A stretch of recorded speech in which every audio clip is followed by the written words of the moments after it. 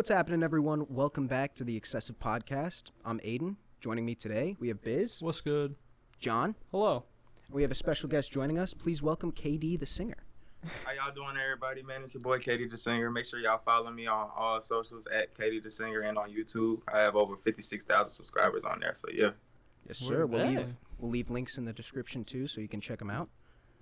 Yes, sir. Cool. So you're releasing a single tonight called Toxic Fairytale. We're looking through the comments. People were saying it's like more of like your 2016, 2018 vibes. Is that what you're trying to go for with the song, or? To be honest, that's exactly what I'm trying to go for. The past couple months, I've been trying to switch between the R&B vibe and the hip hop trap rap vibe. But with this single, I feel like it has kind of brought me back to my roots, what made me start the music thing.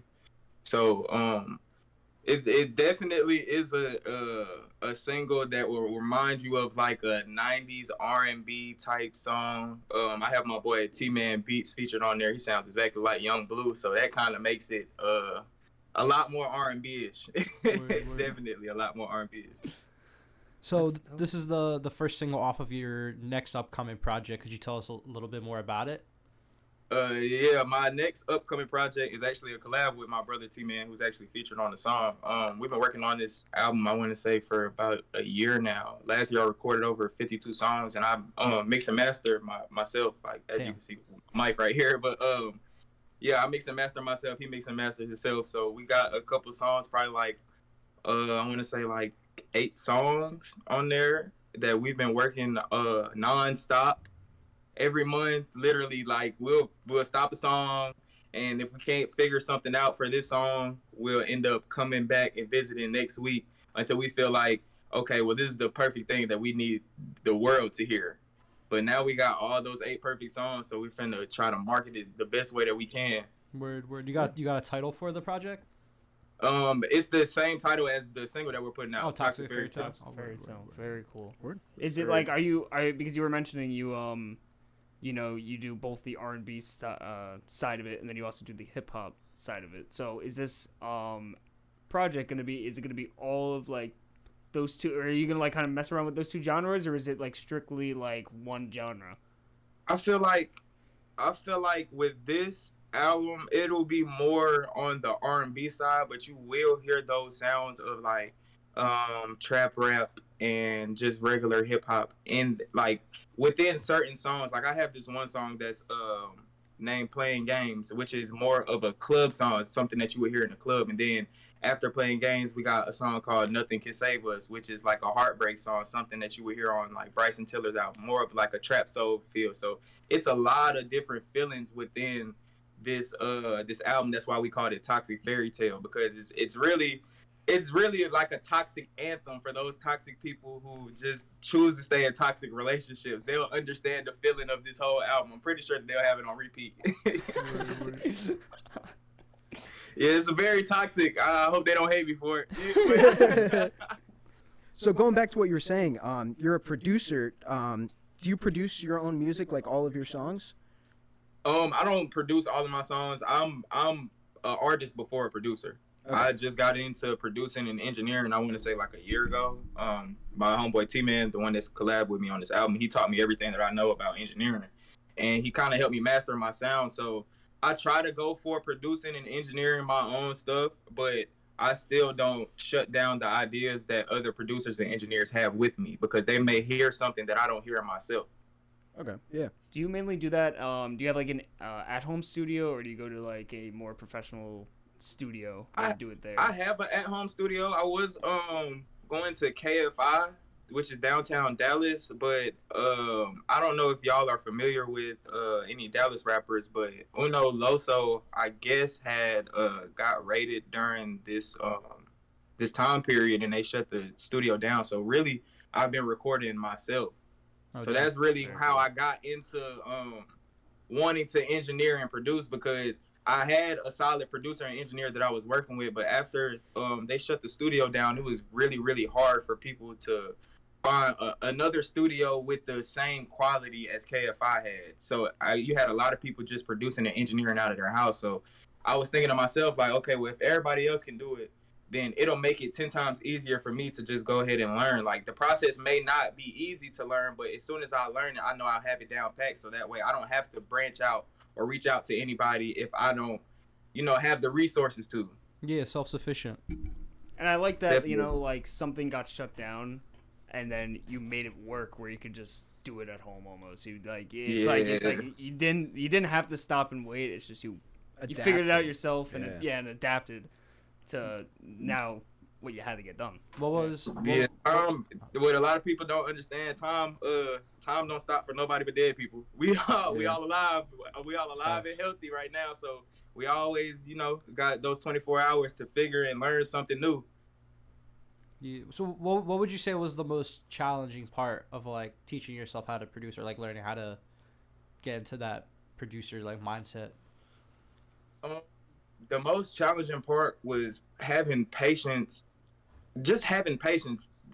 overall, because as I'm producing for myself, I'm producing for other artists and engineering for other artists as well. So, every artist and every producer has their own style. I'm a quick worker. You have some artists that like to work slow.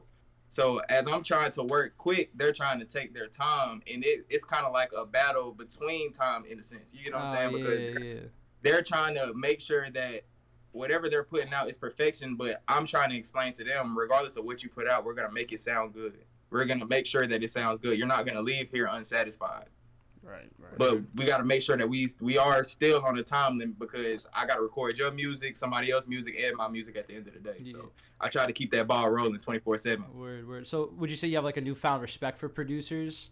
Like than you did Definitely. Before? You're like, man, I used to get like all worked up about this shit, but now I'm doing it, and you're like, yeah, definitely a newfound respect for producers and engineers. I'm not gonna lie, engineers they go through a lot, especially dealing with artists that are trying to develop their sound, because you have a lot of people who will get in the studio and you may tell them to try something and they'll be like, nah, I can't do that off rip. But you don't know what you can do until you try it. And for some people, some people are headstrong about their craft, and I definitely understand that. But in order to elevate, you have to try something new. Like you're gonna stay stagnant if you're not willing to look for some type of change in what you're pursuing. Word. Facts. So you mentioned you're from Dallas. What is the underground scene like there? When it comes to someone who's never been to Dallas, because I mean we're from Jersey, so like we understand like what's going on here, but like what would you say like is really cool about the underground scene there? Well, I'm originally from Fayetteville, North Carolina. That's where I was raised. I was born in Massachusetts, and I moved down here probably like 3-4 years ago. And what I did take notice of, Dallas has a lot of underground motion, but one thing that Dallas struggles with is the mainstream part. We don't have a lot of mainstream artists out here, or we don't have, let me rephrase that, we don't have a lot of mainstream artists that try to come back to the underground and help these other artists out, knowing that they have a platform that could change, the whole networking and marketing behind the Dallas scheme. Because if you really think about it, Texas is behind a lot of states when it comes to music and fashion wise. Like we have our own drip, we have our own sound and stuff like that, but as far as like marketing it to the world, like different nations and stuff like that, it's kind of hard for a Dallas artist. Got it. Especially not having the resources, like knowing how to market your song through editorial playlist or algorithmic playlist on different platforms like Deezer, Apple Music, Spotify, and stuff like that. The average artist out here doesn't have that game. They'll take about $350 for a video, and they'll take about $500 for studio time and spend all of that money, but not knowing what to do with the song that they have just produced. So now they're sitting on music every time that they go to the studio. They don't have a good guideline on, okay, this is how you execute trying to be an artist, and this is how you execute trying to be a successful artist. Because you can be an artist all day, but it's about the success in what you're doing. Gotcha. So there's not very much of like a communal vibe when it comes Definitely. to like the whole underground scene. Because like over here, Definitely. I'll say like we have like a lot of like different like label groups and like individuals who like definitely try to make sure that when they're meeting new artists that they have the resources and also like the know-how. So Yeah, that's very interesting to see. Like, Because like I still hear about rappers from like Dallas and like from Texas in general, but never hear about like a whole lot.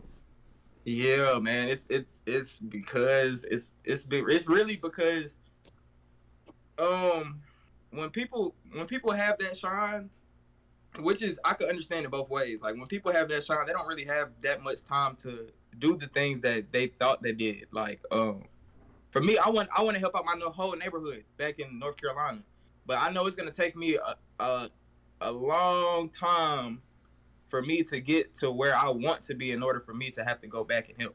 If that makes any sense. Yeah. Like I have to make sure that I'm where I want to be before I try to help anybody else, in a sense. And it's the same thing with these Dallas artists, but the only difference is Dallas is way bigger than where I come from. So in a sense, they have a lot more reach and a lot more resources. It's just the fact that people just love sticking to themselves out here because they don't really want to hear, they don't want to hear criticism. They can't take real criticism out here and turn it into something positive. Interesting. So it's filled, like, I'm not gonna lie, the underground scene is filled with a lot of hate because of that right there. Like nobody wants to work with anybody, and that kind of fucks up like I said, the marketing scheme behind Texas music. Yeah, I was gonna say that's a complete opposite. it's a complete opposite of what we got Like, going up on up in Jersey, because like we're very much like community, Helping like the community, help each other. everyone help each other You out. know, build Like, each other up. I don't think I've met a person that from Jersey at least that's been like, no, I'm not gonna help you. Yeah. Or like talk with you about whatever, because I want to keep this to myself. That's very interesting though to like see that complete like. Yeah, that's why I love difference. that question so much, because what's it called? You can really find out like how it is everywhere else, because I mean, like, especially with hip hop and R&B, it's moving in such a large direction where it's just like everyone's listening to it now, and it's so interesting to find out how all the other states and their underground, how they're either rising up or what's going on there. So it's just a cool question, and I honestly, like, maybe you could be the like the leader to make it different. Definitely, you could be the one that that's comes- exactly what I'm comes trying to do. forward. Man. Or I'm just trying come here, yeah. Yeah, I'm trying to get everything together, so therefore we don't have to have this issue, because it'll be a lot easier. It's a lot easier fighting a war with 100 people than just yourself. You get what I'm saying? So if I Yeah. have 100 people and we're all on the same page, it's nothing that we can't get through together, in a sense. Like, Yeah. we may lose a couple battles, but at the end of it all, we will never lose the war. Yeah. Facts. Or you can just come up to Jersey and join. Yeah, our just little join the community. We'd love to have you. Whichever. I love to be in Jersey. I'm not gonna lie. Jersey is very lit. I love Jersey. So for your Spotify rap this year, you had some very interesting like top 5 countries. You had people from Netherlands, you had United Kingdom, you had some people from Australia listening. How does it feel to have your music, like, you're making it here in America? How does it feel to have like that impact in like other countries, like across overseas and stuff like that? I'm not gonna lie, that's what really keeps me going with the music stuff. Especially coming from a small town in North Carolina. It's a huge accomplishment, man. Definitely a huge accomplishment from where I'm from, because you have a lot of people trying, but like I said, they don't have the resources to do it. So it's kind of like I kind of broke the barrier beyond what my town is used to when it comes to music. Right. So yeah, it's What kind I'm of not gonna lie, that's something I think about every day. That's something I watch every day. It's crazy that you brought that up, because I literally watch my stats every single day. Every day that I wake up, I go to Spotify artists, or I go to Apple Music artists. I look at my streams. I pay attention to where I'm being streamed. What's my top 5 cities? What's my top 5 countries? And it, like I said, man, it's to me, it's amazing, because I started this when I was 16. I never thought that people would be listening to me in Australia, the Netherlands, or Spain, Canada, and stuff like that. Yeah. I always thought that my music would be local. Like, Right. my intentions when I first started music was not to be big from music. I did music because this is something that I love doing. Like, I have a passion for this. Like, I could wake up tomorrow and know that I don't have no fans, but still know that I make good music, and I'll still sit right here and record. I'll sit here and record about 4 or 5 songs just because it's I know it's good music, and you may not like it, but it's my passion at the end of the day. That's a good reason to Yeah. keep going. Like, Yeah, it's exactly. like yeah, it would be awesome to, you know, make it within something you have a passion for, but why stop and feel like you failed and just not make music anymore kind of Yeah. thing. You know what I mean? Yeah. It's like You gotta be your own motivation at a like, point. yeah. And then I was also going to ask the question, since you have like such a reach to other countries, did you ever have any thoughts about maybe touring out there or trying to, you know, see how the people are, or like how, like the love they would give you over there? Yeah, I actually want to set up a couple venues overseas so I can actually, you know, get a feel for it myself, and I can actually start doing shows and touch those people that you know, I don't have the reach to touch while I'm out here in America. My brother T-Man, actually, he's in Europe right now, so I'm planning on taking a trip out to Latvia Riga, because that's where he's at right now. I plan on taking a trip around my birthday, and from there I was gonna try to network as far as in Latvia to try to find a venue that I could at least throw like a little show for a couple of my fans over there in Europe.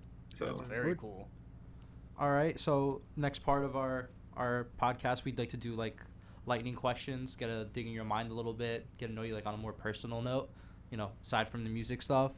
So what's your favorite snack food? I'm kind of a fat person and a skinny person body, so I'd say strawberry shortcakes. Strawberry Alright, shortcakes. bet. Word. Strawberry Favorite soda? Orange Fanta, Orange Oh, Fanta. that's a good choice. And favorite alcoholic beverage? Reposado Casamigos, Tacos or burritos? tacos. Tacos, all right. Do you like to freestyle more or write your lyrics? I like to freestyle more. Okay. And what is your favorite dessert food? I mean, you said strawberry shortcake, but is there any others? Strawberry cheesecake. Okay, all right. He's a strawberry guy. Y'all make me hungry over here. Well, I'm about to make you We were hungry. hungry writing these questions. Yeah, we were hungry making this. I'm about to make you even more hungry. So many of them are about food. Yeah, I know. What? Dude, remember when he said he's a skinny guy or living in or fat guy skinny? Fuck, whatever. You know what? Let me just keep going. Best fast food fries. Oh, nobody's beating McDonald's. Okay. Yes, Interesting, sir. interesting. Yes, sir. Best fast food burger. In and out. Takis or flaming hot Cheetos? Oh, damn. My daughter loved Takis, and I ain't gonna lie, I'll be stealing a couple of her dads. If I could really pick between the two, like if it was a life or death situation, I'd probably pick hot Cheetos. Favorite cartoon? Ed, Ed and Eddie. Well, that's a classic. honestly, fucking same. Favorite comic book character or superhero?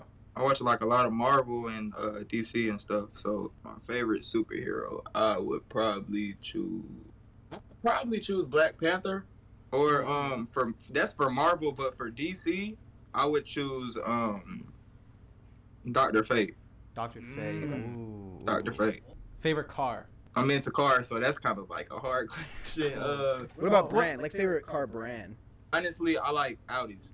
Yes, sir. Oh my Yes, God. sir. Bruh, if you came to Jersey, any of you would be the best of friends. I'm on my way, man. Blue Ranch or nacho cheese Doritos? Blue Ranch. Blue or red slushy? Blue. Blue. Oh my Yes, God, Blue sir. Gang too. Coke or Pepsi? Or neither? You can say RC. Yeah, I was gonna say neither either. I ain't even. Yeah, I mean, not everyone likes cola. Your favorite underground artist? Can I pick 3?